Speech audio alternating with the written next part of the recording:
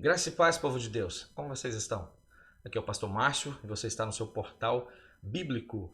E nesta reflexão de hoje nós vamos continuar o nosso estudo dentro do livro dos Salmos. E o tema de hoje é a transitoriedade do homem. A reflexão está inserida dentro do livro dos Salmos de número 90. E o tema geral deste estudo, que compõe todo o livro dos Salmos, é Salmos, Cânticos e Orações da Alma. Eu gostaria desse momento de fazer uma oração e entrarmos na nossa reflexão a partir desta oração. Senhor, nós te louvamos e engrandecemos o teu nome, que é sobre todos os nomes. Suplicamos a pessoa bendita do teu Espírito que possa visitar-nos neste momento de reflexão, trazendo luz, entendimento e boa compreensão deste material proposto para este tempo, para este momento. Por isso nós te louvamos, engrandecemos ao teu nome e oramos no nome de Jesus. Amém. Esta revista é uma revista da CADB, o pastor comentarista é o pastor Rui Raiol. Antes de fazermos as leituras pertinentes ao assunto, eu gostaria de pedir que você que tem interesse nesse conteúdo, que se inscreva neste canal, ative o sininho para que o YouTube possa notificá-lo sempre que este canal produzir algum conteúdo, que você possa compartilhar este link no seu grupo familiar, no seu grupo eclesiástico e que possa haver grande edificação para a sua vida a partir destas reflexões. Vamos fazer então a leitura do assunto proposto para este momento? O texto áureo desta nossa reflexão está no livro dos Salmos, de número 90, verso 12, que diz: Ensina-nos a contar os nossos dias para que alcancemos coração sábio. A verdade prática que deve ser aplicada na nossa vida cristã nos diz que precisamos de sabedoria para viver bem.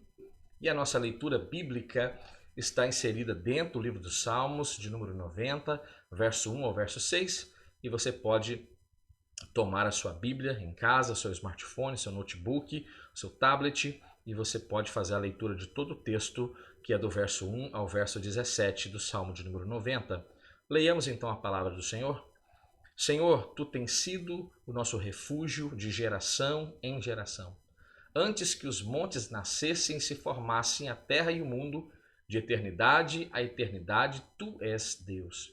Tu reduzes o homem ao pó e dizes: tornai filho dos homens. Pois 1000 anos aos teus olhos são como o dia de ontem que se foi e como a vigília da noite. Tu os arrastas na torrente, são como um sono, como a relva que floresce de madrugada. De madrugada viceja e floresce, à tarde murcha e seca. Este é o texto para a nossa reflexão a partir deste momento. Nesta tarde, nesta manhã, nesta noite, quando você acender a este conteúdo, eu peço que o Espírito Santo possa trazer-lhe grande enriquecimento espiritual através deste tema proposto para este momento. A transitoriedade do homem. E alguns objetivos precisam que sejam alcançados ao longo desta reflexão, como identificar quem é o autor deste Salmo de número 90, a classificação e a sua poesia no contexto judaico, reconhecer que a eternidade divina se contrapõe à brevidade da existência humana e também desejamos no final desta reflexão compreender de forma clara que a consciência de nossa transitoriedade nos ajudará a vivermos bem o nosso tempo. Estudaremos hoje o Salmo de número 90. Moisés, o grande legislador de Israel, comparece agora neste tempo, através desta palavra, para nos lembrar da eternidade de Deus e da importância de vivermos com sabedoria nessa nossa jornada. Que o Espírito Santo possa, de fato, trazer grande esclarecimento à nossa vida a partir deste momento. O autor, título e data, alguns aspectos gerais do Salmo de número 90. O título em itálico na versão revista e atualizada indica justamente ele, o grande legislador de Israel, Moisés, como autor do Salmo 90. Oração de Moisés, homem de Deus. Veja que nesta inscrição do Salmo 90, na versão revista e atualizada, há esta inscrição homem de Deus. E chama a nossa atenção essa designação de Moisés enquanto homem de Deus, um título verdadeiramente bíblico, e eu tenho certeza que não encontramos alguém que possa se opor a esta designação para este grande homem de sua época e um grande instrumento de Deus chamado Moisés.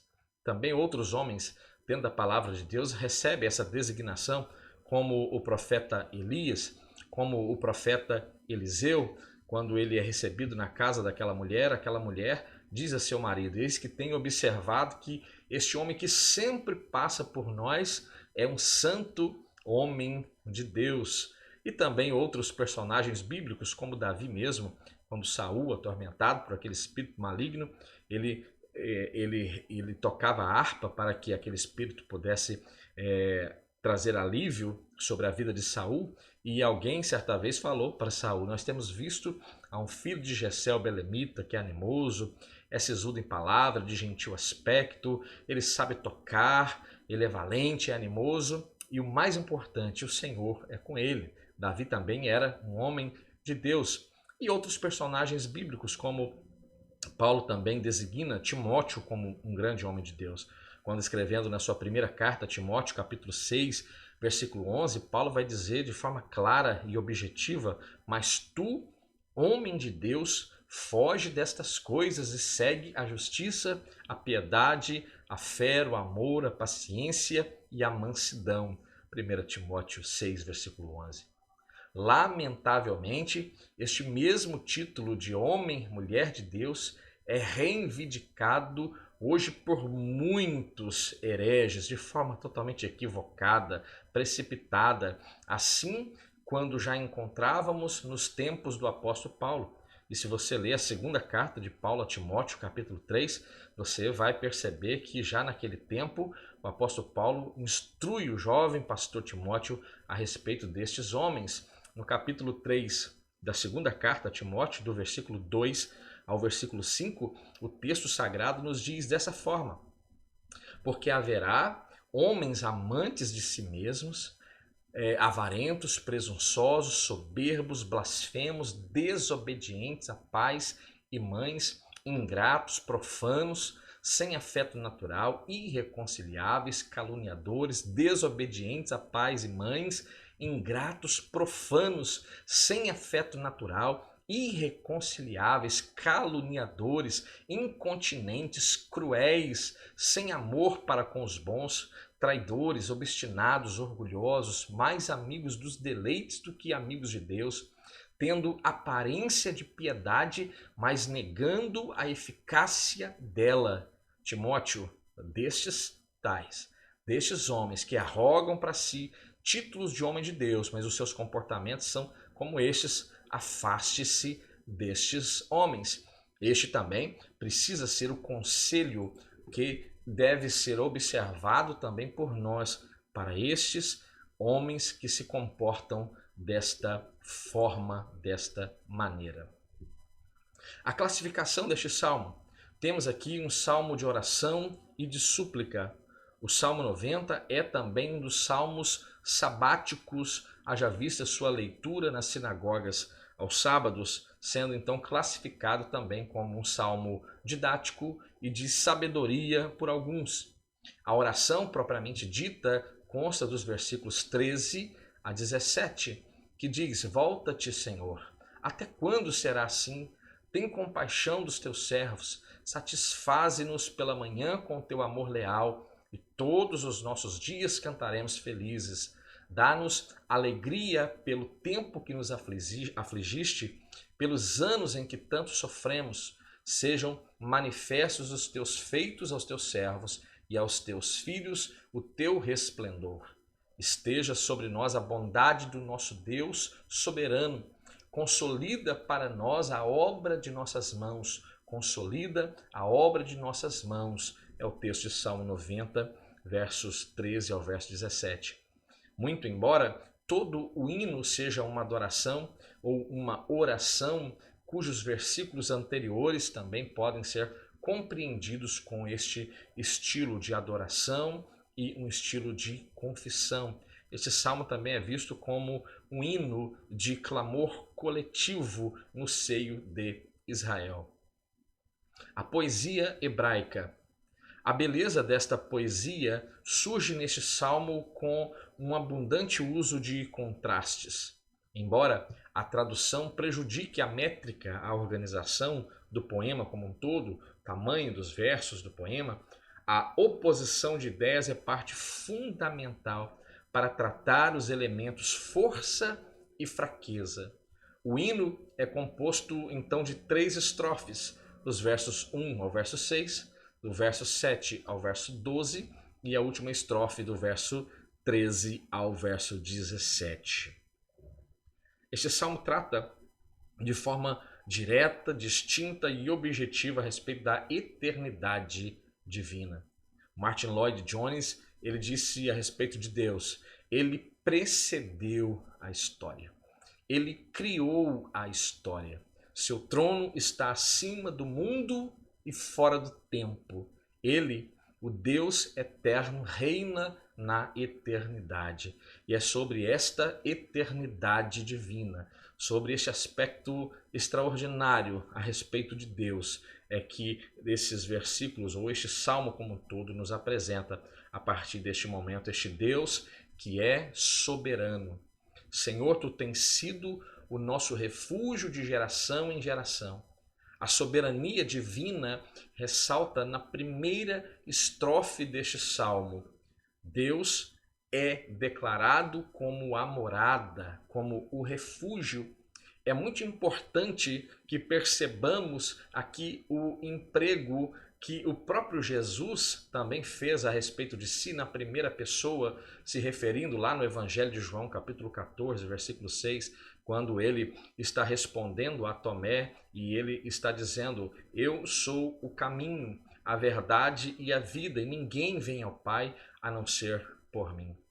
É exatamente isso. Essa declaração de Jesus, ela é exatamente o mesmo sentido que Moisés utiliza neste Salmo de número 90, onde Deus não providencia o refúgio, Deus não providencia a segurança, mas Deus é o refúgio e Deus é a segurança. Ele mesmo, Ele próprio é tudo isso. Todas estas designações são atributos que são inerentes ao nosso soberano Deus.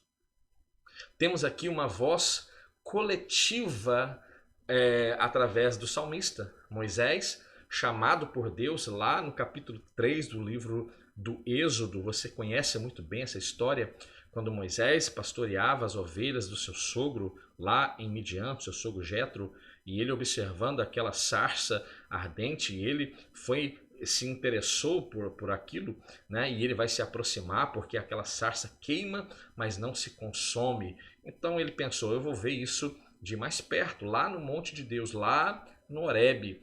E quando o Senhor viu que ele se aproxima para observar aquilo que estava acontecendo, então a Bíblia diz que o Senhor o chamou no meio da sarça e o Senhor disse com a sua voz soberana: Moisés, Moisés. E a resposta deste homem de Deus não poderia ser diferente. Talvez não estaríamos falando dele aqui hoje, nesse momento, se a sua resposta não tivesse sido diferente. Mas a resposta imediata deste homem foi: eis-me aqui. É a resposta de Moisés ao chamado de Deus. Fala nesta oração coletiva, nesta voz que ela é pluralizada, ele fala em nome do povo, nosso refúgio, nossas iniquidades, nossos pecados. Veja que Daniel também, quando ele fazia a sua oração lá em Babilônia, ele também faz a sua oração nesta voz coletiva, né? Então não se trata de uma linguagem humilde em terceira pessoa. Esta oração ela é literal. De fato, Moisés falava por todo Israel. E é muito fácil entender a razão pela qual ele falava em nome de todo Israel, haja vista todo o seu comportamento em relação ao povo diante de Deus e como o Senhor, de fato, em muitas ocasiões demonstrou atento e atendendo o pedido de Moisés em relação ao povo de Israel. Antes que os montes nascessem e se formassem a terra e o mundo, de eternidade a eternidade, tu és Deus. A eternidade, este elemento imensurável, ganha agora a relatividade do tempo, de eternidade a eternidade, para tentar explicar a existência única de Deus perante a finitude do homem. Para isso, o milênio ganha a fugacidade, né? A fugacidade de um dia, né? Isso que desaparece rapidamente, que dura muito pouco tempo, efêmero, passageiro. Então, este contraste, o milênio ganha em síntese essa fugacidade de um dia passado, de apenas uma vigília da noite, isto é, apenas um período de tempo que naquela ocasião cada vigília tinha a duração de 3 horas. Agora o assunto que fala a respeito da breve existência. Tu os arrastas na torrente, são como um sono, como a relva que floresce de madrugada, e então de madrugada viceja e floresce, à tarde murcha e seca. A eternidade divina ganha contrastes com a fugacidade da existência humana. A primeira figura de linguagem aqui sobre isso aparece no verso 3. Tu reduzes o homem ao pó. Esta é uma declaração dramática e que, por certo, há uma relação direta com a queda do homem e a sua consequência sobre a permanência do homem na terra. Em Gênesis capítulo 3, versículo 19, o Senhor, sentenciando o homem, ele vai dizer: com o suor do teu rosto você comerá o seu pão, até que volte à terra. Veja, até que volte ao pó, visto que dele foi tirado, porque você é pó e ao pó voltará. É claro que aqui também nós podemos observar que Moisés fala tendo em mente isto, eu estou convicto disso, ele fala tendo em mente também toda aquela geração que pereceu no deserto, que retornaram ao pó e agora ao pó do deserto, né? E que Moisés vira cair pelo deserto por causa também da sua rebeldia e da sua oposição à vontade de Deus. Esta é uma composição de Moisés, que provavelmente fora feita durante a peregrinação de Israel no deserto. O salmista não esquece também a força das águas, possivelmente lembrando das cheias anuais do rio Nilo, onde ele foi criado lá no Egito. Tu os arrastas na torrente. Fala de tempestades destruidoras, a exemplos dos rios transbordantes referidos por Jesus no Sermão do Monte, né? Em Mateus capítulo 7, versículo 27, onde nós vemos o Senhor falando a respeito deste homem insensato que edificou a sua casa sobre a areia, que as águas vieram e combateram esta casa, né? E esta casa estava edificada sobre areia, e a Bíblia vai dizer uma coisa muito dura de se expressar, e o que a palavra de Deus vai nos dizer é que foi grande a sua queda, né? Assim, Moisés compara a repentina passagem dos seres humanos nessa vida. Por fim, elementos como sono, como flor que floresce murcha, madrugada, breve pensamento, voo e conto completam a poesia no tocante à duração da vida humana. Tiago, o meio irmão de Jesus, ele também discorre a respeito deste tema, lá em Tiago 4, versículo 14, quando ele diz: vocês nem sabem o que lhes acontecerá amanhã. E fica a pergunta: você sabe o que lhe sobrevirá amanhã? Você tem controle a respeito disso? Porque, inspirado pelo Espírito Santo, Tiago está afirmando desta palavra: vocês não sabem ou nem sabem o que lhes acontecerá amanhã. Que é a sua vida? É a pergunta. Que é a sua vida? Que é a minha vida? Vocês são como a neblina que aparece por um pouco de tempo e depois se esvai, se dissipa. Veja como de fato a vida ela é transitória, ela é efêmera, ela é fugaz. E é sobre essa transitoriedade que nós estamos aqui refletindo dentro deste contexto. O elemento desobediência. Diante de ti puseste as nossas iniquidades e sob a luz do teu rosto os nossos pecados ocultos. A segunda estrofe do Salmo 90, do versos 7 a 12, que diz: somos consumidos pela tua ira e aterrorizados pelo teu furor. Conheces as nossas iniquidades, não escapam os nossos pecados secretos à luz da tua presença. Todos os nossos dias passam debaixo do teu furor.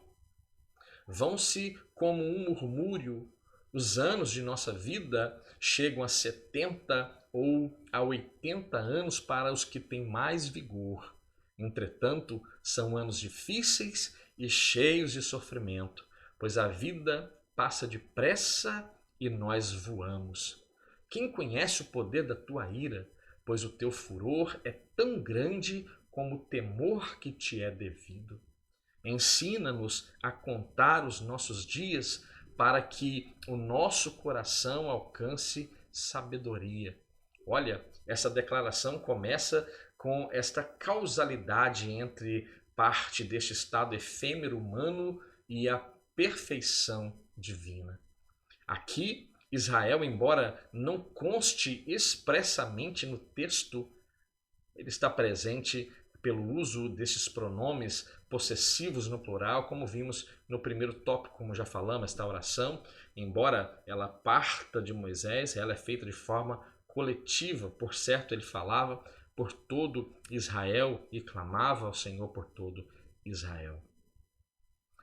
A desobediência não surge como exclusividade deste povo, pois como vimos também, Moisés parece reportar-se também ao Gênesis, né? O aspecto da queda, o pecado que agora está dominando o homem, né? Então, possivelmente Moisés está falando a respeito deste assunto.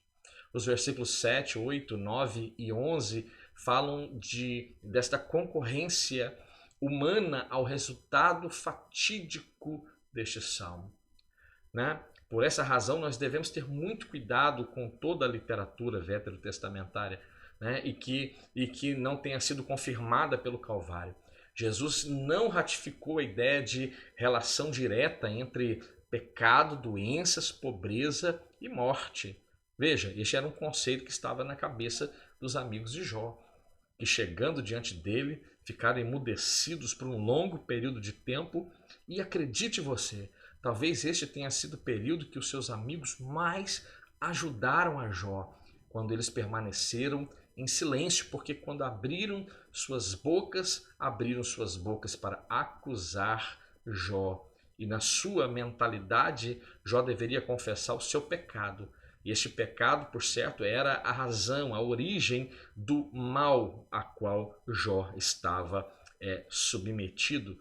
E eles, discorrendo no seu conhecimento humano, eram incapazes de compreender que ali nada mais era do que uma demonstração clara de poder e autoridade de Deus, que até o nosso adversário, que até o diabo, teve que receber uma ordem, teve que receber uma autorização de Deus para tocar na vida de Jó.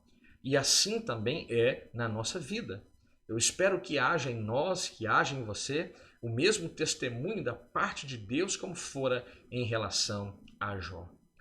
Lá no Novo Testamento, Jesus foi indagado a respeito de um homem que havia nascido cego, e o mestre vai desfazer uma preconcepção, porque na cabeça dos seus discípulos era, ora, quem pecou? Os pais deste homem ou ele mesmo pecou para que nascesse cego? Então, ao passar ali, Jesus vê este cego de nascença e os seus discípulos então lhe perguntam, mestre, quem pecou? este homem ou seus pais para que ele nascesse cego? Disse Jesus: nem ele, nem seus pais pecaram. Mas isto aconteceu para que a obra de Deus se manifestasse na vida dele. Evangelho de João, capítulo 9, versículo 1 ao versículo 3. Veja que a resposta de Jesus vai quebrar, o argumento de Jesus vai quebrar imediatamente qualquer ideia, vai refutar, inclusive, quaisquer ideias ligadas até mesmo à maldição hereditária. Veja, na cabeça dos discípulos de Jesus havia uma relação, a situação daquele indivíduo que nasceu cego. Eles pensavam que a razão pela qual aquele homem havia nascido cego estava relacionado com pecado. Então Jesus vai refutar esta ideia, e esta refutação de Jesus, ela precisa estar clara diante de nós, porque este é o ensinamento do nosso sublime mestre a respeito destes assuntos que a muitos têm enganado. Então, que nós sejamos esclarecidos pela palavra de Deus. Havemos de nos lembrar também que o livro dos Salmos é um hinário, um livro de poesias, em que, não obstante os salmos messiânicos tenham sido referenciados por Jesus, como em Lucas 24, 44, e disse-lhes: foi isso que eu lhes falei enquanto estava com vocês. Era necessário que se cumprisse tudo que a meu respeito estava escrito na lei, veja, na lei, na Torá, nos profetas Neviim e nos salmos, ou nos escritos, Ketuvim. Aqui é toda a Bíblia hebraica, que é composta dos livros do Antigo Testamento. Então, a teologia é ensinada em todo o livro, e esta teologia precisa ser interpretada à luz do ministério de Jesus Cristo. O apóstolo Pedro ensina que devemos ter respostas coerentes da nossa fé em Jesus Cristo. Em 1 Pedro, capítulo 3, versículos 3 a 17, nos diz da seguinte forma: quem há de maltratá-los? Veja, quem há de maltratá-los? Se vocês forem zelosos na prática do bem. Todavia, mesmo que venham a sofrer porque praticam a justiça, e bem-aventurado aqueles que sofrem por praticarem a justiça, vocês serão felizes. Não temam aquilo que eles temem, nem fiquem amedrontados. Antes, santifiquem Cristo como Senhor no coração. Estejam sempre preparados para responder a qualquer que lhes pedir a razão da esperança que há em vocês.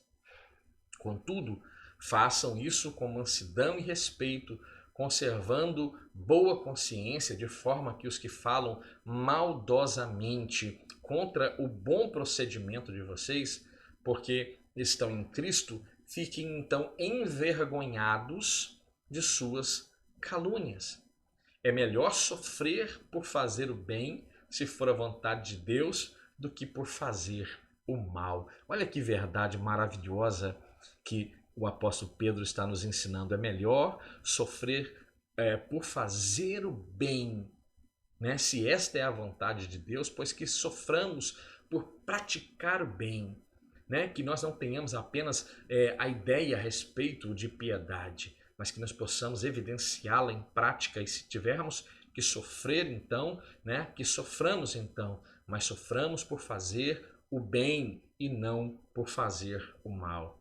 A palavra-chave do ministério de Jesus Cristo, ela é uma palavra simples, singela, e o ensinamento do nosso mestre é senão que o amor. 1 João 4, 7 e 8 diz: amados, amemo-nos uns aos outros, pois o amor procede de Deus. Aquele que ama é nascido de Deus e conhece a Deus. Quem não ama não conhece a Deus, porque Deus é amor. O aspecto agora da transitoriedade do homem, a consciência de nossa limitação. E você tem essa consciência, esta lição ela nos instiga a buscar por este conhecimento a respeito da nossa limitação. Ensina-nos a contar os nossos dias para que alcancemos coração sábio. Muito embora a terceira estrofe do Salmo 90 contenha a oração propriamente dita, o verso 12 pode ser considerado parte dessa oração e é uma boa referência de caráter didático deste salmo. Para isto, é importante lembrar que a noção de tempo na época de Moisés era bem diferente da nossa concepção e noção de tempo. No antigo Israel, observava-se o ano lunar, seguindo as fases da lua. Não havia consciência de horas, minutos e segundo. O dia era dividido principalmente entre a fase clara, dia, e a fase escura, noite. A noite era dividida em 4 porções de tempo chamadas de vigílias. E, por influência do Império Romano, a parte do dia era dividido em horas, chamadas de primeira, segunda, terceira e assim por diante. É muito importante que tenhamos, e de forma bem serena, bem consciente, né, desta nossa limitação. Né? Este vapor que existe por um breve período de tempo e logo se dissipa. Então é interessante que tenhamos esta concepção a respeito da nossa vida e desta nossa limitação. Ao contrário do que possa parecer a alguns, é justamente a consciência de nossa transitividade que nos ajudará a vivermos bem e a gerir bem e administrar bem, né, o nosso tempo. Não podemos nos calar diante e perante alguns desvios doutrinários que enfatizam prosperidade no mundo, como se a igreja fosse chamada a acumular riqueza. E veja, com isso não estamos aqui defendendo a teologia da pobreza, mas também há de se ter responsabilidade e refutar biblicamente os contextos da teologia da prosperidade. Mateus 6, versículos 19 até o 21, diz: não acumulem para vocês tesouros na terra, onde a traça e a ferrugem destroem e onde os ladrões arrombam e furtam, mas acumulem para vocês tesouros no céu, onde a traça e a ferrugem não destroem e onde os ladrões não arrombam nem furtam. Pois onde estiver o seu tesouro, aí está também o seu coração. Jesus ensinou que a vida de um homem não consiste, diferentemente deste mundo a qual estamos inseridos, odierno, onde muitas pessoas são levadas ou as pessoas são vistas através daquilo que elas possuem. O Evangelho de Jesus Cristo nos ensina totalmente o oposto em relação a isso. Jesus ensinou que a vida de um homem não consiste na quantidade de bens que ele possui. Veja, Lucas 12, versículo 15. Então lhes disse: cuidado, fiquem de sobreaviso contra todo tipo de ganância. A vida de um homem não consiste na quantidade dos seus bens. A sociedade de hoje perverteu esta ideia bíblica e as pessoas são vistas e são amadas por aquilo que elas têm. Mas o Evangelho mostra que nós devemos ser aceitos por aquilo que nós somos em Cristo. Ao referir-se indiretamente à falta de sabedoria nessa contagem de nossos dias, o Senhor contou uma história, uma parábola a respeito de um homem rico, lá no Evangelho de Lucas, o Evangelho de Lucas, que é regado de muitas parábolas, e no capítulo 12, do versículo 16 ao versículo 21, ele apresenta esta parábola. A terra de certo homem rico produziu muito bem. Ele pensou consigo mesmo: o que vou fazer? Ele arrazoava consigo mesmo no que ele deveria fazer ou como ele faria, né? Já que a sua propriedade havia produzido muito. Não tenho onde armazenar a minha colheita. Então disse: já sei o que vou fazer. Vou derrubar os celeiros antigos, pequenos, e vou construir novos celeiros e grandes celeiros. E ali guardarei toda a minha safra e todos os meus bens. E então direi a mim mesmo: você tem grande quantidade de bens armazenados para muitos anos. Descanse, come, bebe e alegra-se. Contudo, Deus lhe disse, ó homem insensato, esta mesma noite a sua vida lhe será exigida, então quem ficará com o que você preparou? Assim acontece com quem guarda para si riquezas, mas não é rico em Deus. E esta é uma verdade, nós estamos a um passo do arrebatamento da igreja. A iminente vinda de Jesus está para acontecer a qualquer momento, e a verdade é essa. O que temos preparado? Estamos preparando para este mundo? Estamos adquirindo riquezas neste mundo? Ou estamos buscando riquezas espirituais em Cristo Jesus e tornamos-nos então ricos em Deus? Esta é uma reflexão que precisa ser dita e ser avaliada com propriedade nesses últimos dias. Precisamos dessa sabedoria para vivermos bem a nossa adolescência, a nossa juventude e a nossa maturidade. Um antigo provérbio diz que vale mais um velho sereno que um jovem confuso, porém a recíproca também ela é verdadeira e é aplicável. Na verdade, pode-se aplicar este provérbio a todas as faixas etárias, observadas, claro, cada peculiaridade de cada faixa etária. A juventude não dura para sempre. Quem dera se fôssemos jovens, né, no aspecto do vigor, né, por toda a vida, né? O conselho bíblico é de que devemos lembrar do Senhor nos dias da nossa mocidade, antes que venham os maus dias, né? Onde o vigor já nos falta, onde o nosso corpo físico já não atende mais aquilo que designa a nossa mente, ou a nossa mente já não está mais designando muito, né? Então, há essa necessidade de lembrar do Senhor enquanto há vigor em nossa vida. A maturidade hoje está dividida em idades. Contemos os nossos dias verificando quanta graça divina temos recebido.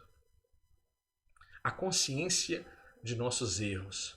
Volta-te, Senhor, até quando? Tem compaixão dos teus servos.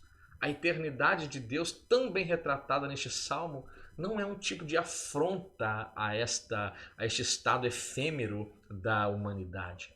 O amor de Deus é um bálsamo à ferida do homem causada pelo pecado edênico, pelo pecado original. A desobediência a que todos estamos sujeitos diariamente pode ser compensada por uma vida de arrependimento e uma vida de entrega. Arrependei-vos, por sinal, é o grito do derradeiro profeta bíblico, né? Era a mensagem de João Batista. Arrependimento ou arrependei-vos são as primeiras palavras da pregação de Jesus Cristo. Isso é maravilhoso. Veja, em Mateus capítulo 4, versículo 17, diz: daí em diante Jesus começou a pregar. E qual era o teor da mensagem de Jesus Cristo? Arrependei-vos, pois o reino dos céus está próximo, né? Arrependei-vos também é o brado do apóstolo Pedro à primeira igreja, a igreja que nascia. Em Atos 2, versículo 38, Pedro respondeu: arrependam-se e cada um de vocês seja então batizado em nome de Jesus Cristo para perdão dos seus pecados e então receberão o dom do Espírito Santo. Arrependei-vos é o grito silencioso de Deus Pai em resposta àquela cena dramática do Calvário. É a convocação do Espírito Santo para você, para mim, nesta difícil geração da igreja, e a base para a reflexão a respeito desta temática difícil geração da igreja é 2 Timóteo capítulo 3. Pois sem santificação, querido irmão, sem santificação, você não entrará no reino de Deus. Eu não entrarei no reino de Deus. Não há outra ferramenta diária senão a santificação que nos fará nos aproximar a cada dia mais de Deus. Ora, a santificação, em síntese, nada mais é do que nos afastarmos do pecado e nos aproximarmos ainda mais a Deus. Hebreus 12, versículo 14, nos diz, este que pode ser talvez um dos textos áureos de toda a Bíblia Sagrada, quando o escritor anônimo aos Hebreus diz: segui a paz com todos e a santificação, sem a qual ninguém verá a Deus. Veja, ninguém verá a Deus. Aqui não há adendo para uma cláusula que pode inserir um líder, um pastor, um bispo, um arcebispo, um diácono. Não, ninguém sem santidade, ninguém verá a Deus. Súplicas por dias melhores. Seja sobre nós a graça do Senhor nosso Deus. Confirma sobre nós as obras das tuas mãos. Sim, confirma as obras das nossas mãos. A última estrofe do Salmo 90, do verso 13 ao verso 17, apresenta uma súplica pela restauração, pela paz e pela alegria e prosperidade de Israel. Todos estes itens foram recepcionados pelo Evangelho. Inclusive a verdadeira prosperidade, a qual surge no Novo Testamento como uma bênção. Mas veja, esta bênção ela não é primária, ela é secundária. Na terceira epístola de João, no verso de número 2, João escrevendo a Gaio, ele diz: amado, desejo que tudo te vá bem em todas as coisas, em todas as áreas da sua vida, e que você tenha saúde, assim como vai bem a tua alma. O aspecto primário é que a tua alma vá bem, é que a tua alma esteja em Cristo e que ela descanse e que ela esteja aquietada em Cristo, né, nesses dias de turbulência, de tribulações, de Covid-19, tantas questões nos sobrevêm nesses últimos dias que o nosso coração fica inquieto, mas o nosso clamor aqui é que o Espírito Santo possa trazer esta aquietação à nossa alma, né? Que nós possamos lançar as nossas ansiedades de fato aos pés do Senhor, porque a Bíblia diz que Ele cuida, ou Ele tem cuidado de nós. Então, esta é uma doutrina que precisa ser avaliada, né? E desde o Antigo Testamento e Novo Testamento, neste sentido pleno de vivermos com o nosso coração longe da avareza, mas servindo a Deus sempre, seja na fartura, nas necessidades e mesmo em grandes provações. Filipenses capítulo 4, versículo 11 ao 13, o apóstolo Paulo vai escrever aqueles amados irmãos nesta carta que exala amor do apóstolo Paulo pelos irmãos de Filipenses. Não digo isto como por necessidade, porque já aprendi a contentar-me com o que eu tenho. Paulo diz: eu sei estar abatido e sei também ter abundância. Em toda maneira e em todas as coisas estou instruído, tanto a ter fartura como a ter fome, tanto a ter abundância quanto a padecer necessidade. Posso todas as coisas em Cristo que me fortalece.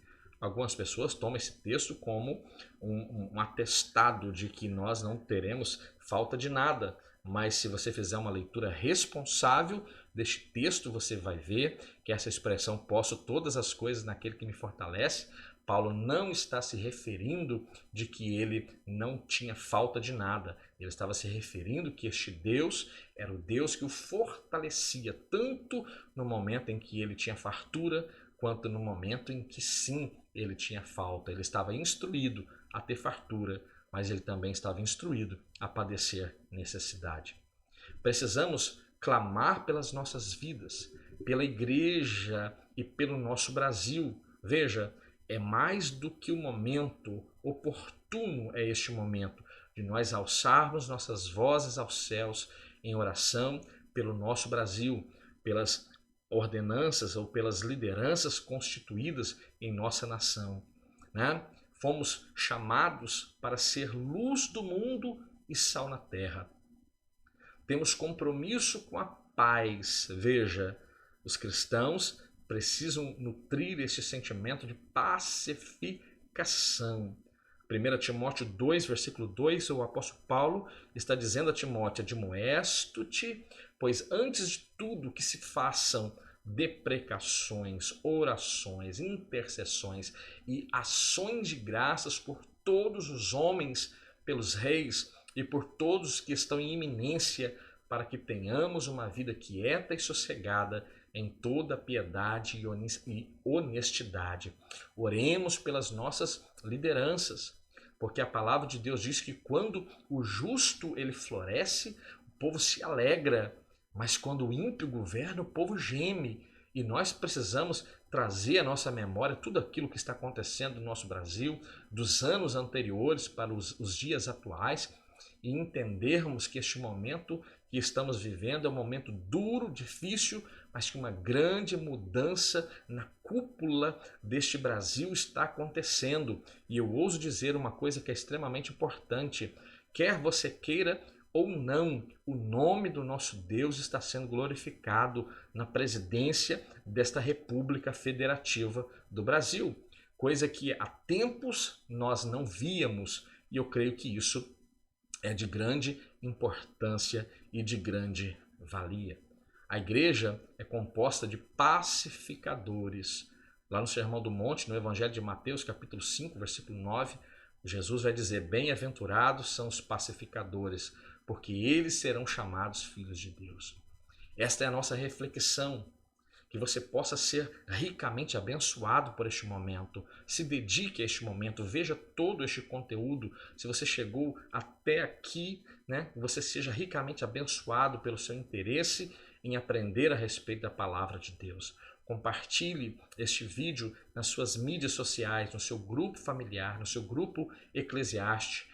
Curta este conteúdo, ative o sininho, se inscreva neste canal, seja abençoador deste canal, porque o Senhor tem trazido esta ferramenta para que vidas possam ser alcançadas pela sua palavra.